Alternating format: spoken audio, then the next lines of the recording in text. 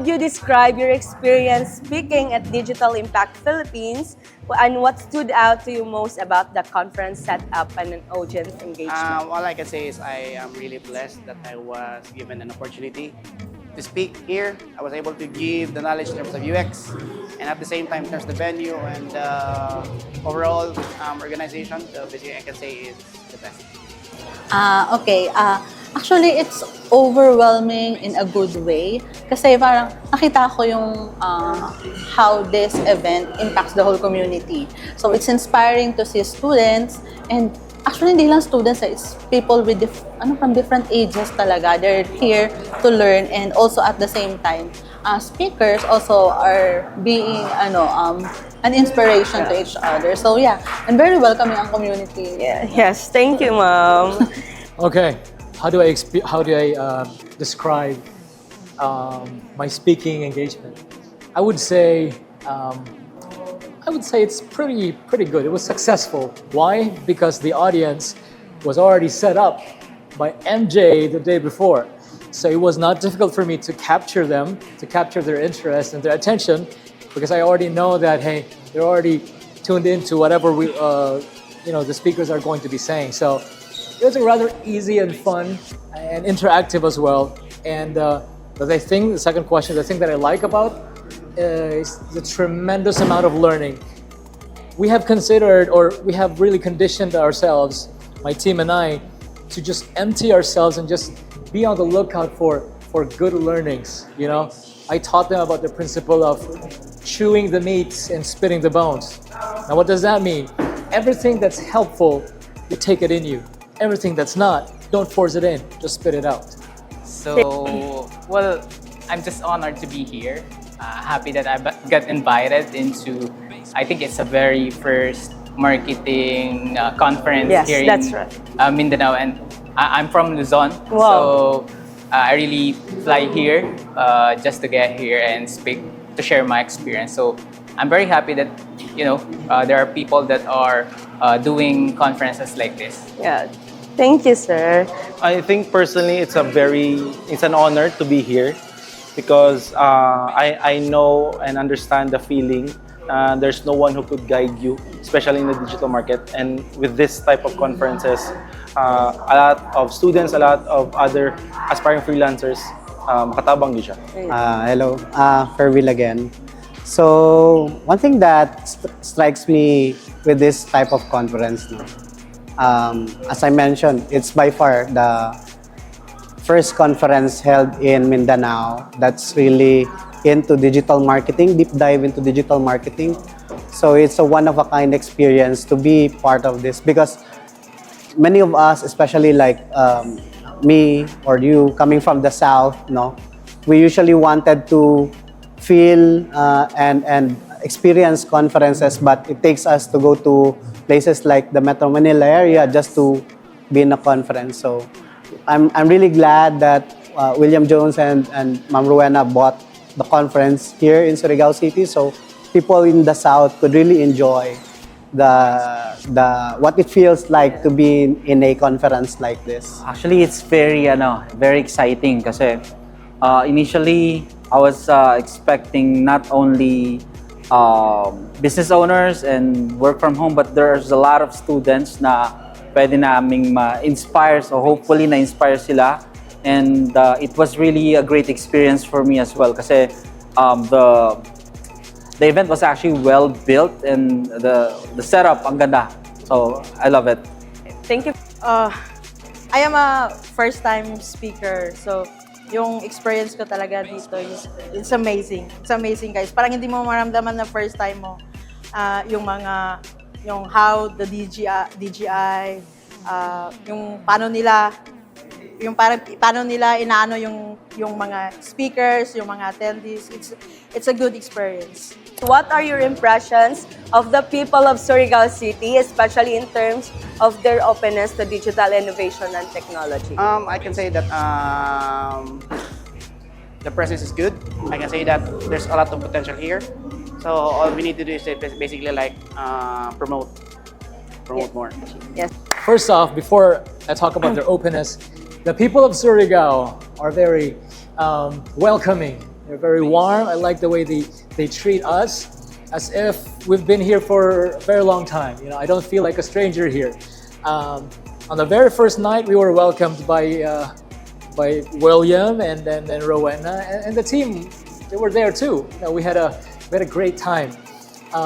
Their openness to new technology and innovation, to AI, I think there's a glimpse of hope. There's a glimmer of hope for Surigaonos because the people here are very adaptable. They can easily relate, especially because they have an excellent leader, that in William Jones and Rowena. So there's hope, and I'm not going to be surprised if with the next coming years, Surigao will be able to 100% innovate and become AI ready. Leggy. Okay, so well, we spent 6 days here right now, and I think the people in Surigao they're very kind and very helpful, especially for tourists. With the digital advancement, I think they need more conferences like this to help people introduce them into the digital world. Yes. Was there particular interaction, question, or feedback from the attendees that made a lasting impact to you? Or like interaction to co-speakers mo? It's all about personal development from Sir MJ. It really means a lot. I learned a lot, even if I already have a good amount of experience as a UX. It seems fascinating to my part at the moment. So all I can say is this convention or conference is really helpful for us as well. Since I have a booth there, di ba? So I was able to speak to some of the attendees and meron din sa kanila na nakapagkwento. Briefly. So parang in a way, so parang being able to listen to them, to their concerns, and parang if I can, I will give you mga tips, ganyan. So parang seeing people from different parts of the Philippines visit Surigao is a big inspiration. Yeah. I think based on just this the Digital Impact Conference, the number one thing right now is just to take action. Kasi we always try to procrastinate and try to find other ways na dili madayon imong gusto. But right now, with all the speakers that's in here, the number one thing you have to do, just take action, no matter what it is, no matter what industry you're going to, just take action. Yeah. Well, every speaker have their own experiences and at the same time wisdom that they've already shared into the audience. One thing that strikes me the most would be John Signy's presentation as to how he is able to somehow build his group of companies, but it's led with, like Christian-led life. So that's something that is very different compared to like all other companies out there who just strictly pure business, He kind of integrated, Christianity inside a business. So that's something that we also want to explore and learn from. Yes. It's very relatable. Yun yung napansin ko na una. So, most of the speakers, we all have gone through, challenges and how we break through those challenges. So, I think that's one of the things that really last for me. So, yun yung aking takeaway, basically. So, Yes. Isa talaga sa naging ko sa akin, yung impact, even in my co-speakers, yung ginawa ni MJ. MJ Lopez, guys. Yung, dahil sa mga sinabi niya, self-mastery, siya yung dahilan kung bakit, ano yung gusto kong gawin. Kasi wala pang MJ, wala pang digital impact talaga. Parang naguguluhan pa ako kung ano yung gusto kong gawin talaga. I'm doing SEO or mag-lead ba ako ng tao. But because of MJ, na-realize ko that mahal ko talaga yung pagiging isang leader. Do you see potential for more digital transformation initiatives in places like our city that doesn't have more opportunities like digital marketing based on what you witnessed during your speaking here? Yeah, sure. I can say that there's a lot of potential here for the reason that, number one, We already have a couple of agencies here, and all we need to do is just promote, Yes. and at the same time, inspire more. For here? Yeah. Oo, sobra. Kasi like, kunwari, this is very accessible, itong area. And like, diba, Surigao is over Yes, there. Tapos if you're, ako nagbas ako papunta, Yeah. nagbas ako papunta dito 12 hours. So parang, ang daming potential. So, malaki ang potential ng digital marketing here. Especially serving yung mga places nearby. Yes. So, kahit doon pa lang to start, sobrang malaking impact na yun. Thank you. Absolutely, undoubtedly, 100%. This is not the last time. I'm sure there'll be more of this in the next coming years. And I hope Surigaonos will still welcome me and wanted me to at least share my experience and once again, be able to speak in front of you all. Oh, yeah, definitely. It's still on the early stage, I guess. Comparing it to different cities that I've attended digital marketing conferences, I think we really need more of this, not just in Surigao, but also another part of the Mindanao and Visayas, part of the world, part of the Philippines. I think yes, definitely good because just having someone who's there to guide you guys, like William Jones, Ma'am Rowena Jones, being there as a model, which other areas of the province of the Philippines don't have, is a great big deal. And I know they're here for the long run to help the Surigaonons learn more about digital marketing and make money in terms of the area. Yes. Specifically in Surigao, Yes. I see a huge potential of, blooming, I could say like online work, online opportunities, and it's just a start for the city to really wake up, Mindanao is still like 10 times lagging behind in Yes. terms of how prolific the other side of the world is in terms of marketing, digital marketing, online opportunities. So the potential is here. It's just a matter of time that we get there. And I'm very grateful also for having the Digital Impact Philippines as one of the catalysts of waking up those,